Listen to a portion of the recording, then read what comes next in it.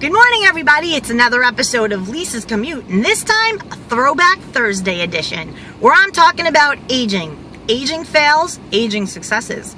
Are you aging like sour grapes? Is your life looking like, what the hell am I doing? Or is it like fine wine? We're going to talk to the gent. Again, I'm driving. About aging. Aging. We know each other like 22 years. Something ridiculous like that. Let's see, we're 44, 22, 1991. 23-ish, yeah. Yeah, so we It's a long posted a time. picture. I posted a picture this morning of us from like 1994, 93, around there. And it got I me had hair. thinking, you did, and it got me thinking, and I had less ass. You had more hair, I had less ass. It's just great. Well, at least you don't have hair on your ass. That's disgusting. So it got me to thinking about aging and how, like, you look at that picture and one would think, wow, like, we look way better now than we did then, you know? I mean, agree. I was this little girl face with these really... Well, you were just young. I looked like I was trying to catch up with Rudy Giuliani with the hair thing. You started thinning early, but you always had, like, cute face. You always had that, like, handsome face. And you're always in good shape. Not always. Yeah, you had your years of being, like, you said, scrawny.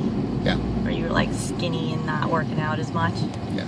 Because you were in the grind. You were in the grind. You were doing the whole New York City commute, work your face off, no time for the gym thing. Just Yeah. no bueno, no bueno. Wonderful. I But miss that so now, much. you're like 44. The head is shaved to perfection. Well, that's also not a choice. And, Well, it's a choice. and hello. Body's on point. You're feeling healthy. Except for the sprained ankle. Except for the sprained ankle. See, because that's the aging. See, aging success is that you're in shape and that you do, you know, active, and you're always in the gym and you're lifting and you're doing these crazy, you know, what is it? Spartan race. And you didn't do the mud one though, right? You don't do the Tough Mudder? No. Tough Mudder. So you do these obstacle races though, and they keep you, like, you know, young and driven and whatever. But then the fail. No, it's a frame of mind. It's not even those things that keep me young. It's because I do them that I feel young, therefore I do them.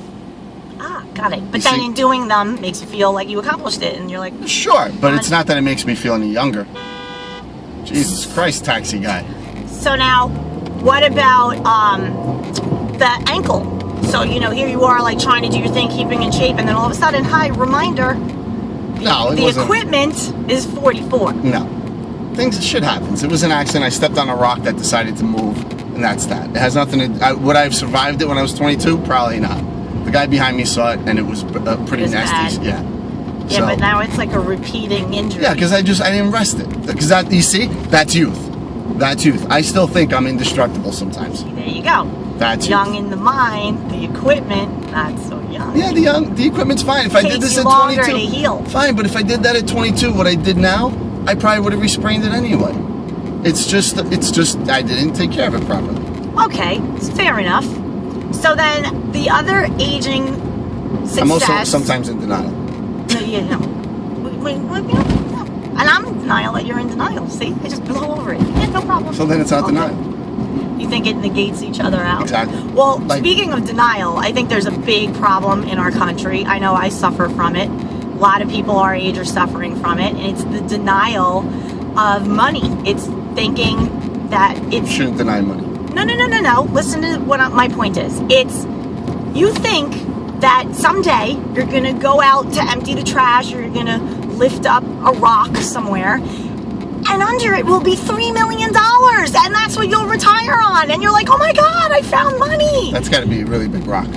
Okay, so that's my point. I think there are a lot of people in our generation and others who are in denial about how much money it truly will take to retire at like 65, if that's even the age that we're going to be able to retire at. If you think about it, right? People do not have enough money, and they're not doing anything about it at all. And so they're in denial, and that is an aging fail. I suffer from it. It keeps me up at night. I'm just like, oh my God, what am I going to do? I'm 43. I don't have any, I am doing okay. Like, I have money saved, but not at all enough to retire in America. Kidding me? Yeah. I'm gonna have to like move to like, I don't know. It's difficult to retire Denmark. in Europe. but that's a whole separate topic. I mean, I don't want to get into that. That's a political, socio-economic topic. But it has to do with your aging. It has to do with, like, you know, you're moving towards this place in your life. You're in your 40s. You're at the halfway point of your life. And you're just like, what the hell am I doing for the other half? Like, hi, how am I paying for this? And it eats away at you, on your health. It eats away at your mind. It's like this thing, this consuming panic that I think a lot of people have. And it's like, what do you do? Well, what do you do? I think you should stop panicking about it and start doing something about it. There are a lot of things you can do. Okay, like what? What are you doing? Well, you see, that's getting into this is too complicated because, you know, now you're going to get me talking about the stock market. You're going to get me talking about the government and things like that. Well, why not? That's because good. that's really off line. No, it's not. Aging, we're talking about aging. And aging fail. When you're aging, but I'm not here to give stock advice. Okay, but you don't have to give stock advice. This isn't CNBC. No. You can just say, like, it's a real concern. Do you not agree that it's a real concern? It should be a concern for everybody. Even people who have money should be concerned because they have to maintain money. Right. They're looking to maintain a certain level. People age, probably, you know, I have to say this. People who have too much money sometimes may not age as well as people who don't. Wow. Phenom. You would think people with money would age better because they could afford the trainer, plastic surgery. Look at Wall Street. Look at Wall Street and explain to me why all these people who have money are overweight, have heart attacks, have dysfunctional families. They don't have purpose. It's even whether money it be purpose. Without purpose. That's a good point. I agree with that. But it's also because they just live for the money. And there's your purpose. Well, that's what he's saying. That's what I'm saying. If you just live for the money, then it will consume you regardlessly. Right. Regardless. But that's the biggest thing. It's the purpose is out of whack, right? So in our case, right, I know for me, for 100% for the last 10, 12 years, which was a big earning decade for me, right? The purpose was out of whack. Completely out of whack. There was no purpose. It was, what am I working for exactly? That's not true because I'm working your for purpose 2 was weeks to save vacation. money and you're a good saver. I am a good saver, but you don't save to save. Like, you're not going to make wealth saving. You have to save for a purpose. In the old days, again, you did. Well, that's not working anymore. So you need to save to invest, and that's where I get stuck. I'm a little squirrel. I could stash away 100 grand, and then I'm looking around like, where do I put it? What do I do with it? Who can I trust? What do I do? Do I buy stock? Let's see. Warren Buffett says I should buy things that I understand and use. So maybe I'll buy Twitter stock, or I don't know. And then you're just like lost, and you have this like 100 grand in the bank doing nothing with the big whopping, you know, $30 a month interest that you're collecting or whatever, 40, 50, whatever. And, you know, you're just like, what am I doing? Purpose. Again, you gotta have the purpose. So that, again, Throwback Thursday, aging fail, is that there's a lot of people walking around, getting older, still looking fine.